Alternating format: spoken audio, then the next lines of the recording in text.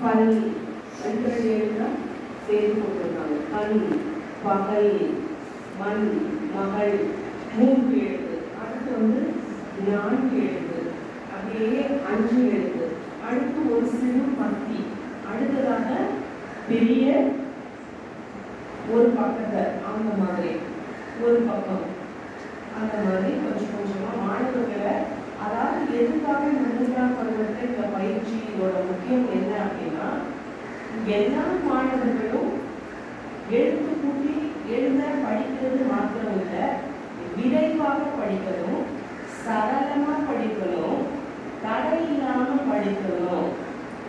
படிப்பாங்க, எழுதுவாங்க, எழுத்துல பிரேக் பண்ணி அந்த மாதிரி இருக்கக்கூடாது. அதை என்ன குழந்தைங்களுக்கு இன்னும் கொஞ்சம் என்ன பண்ணணும், நம்ம 2ஆம் ஆண்டுக்கு வந்துடும் என்ன எழுத்துல. ஸோ அதை அடுத்த தடவைக்கு கொண்டு போகணும் அப்படின்றது தான் இந்த 3ஆம் பருவத்தில் நீங்கள் செய்ய வேண்டிய ஒரு பகுதி.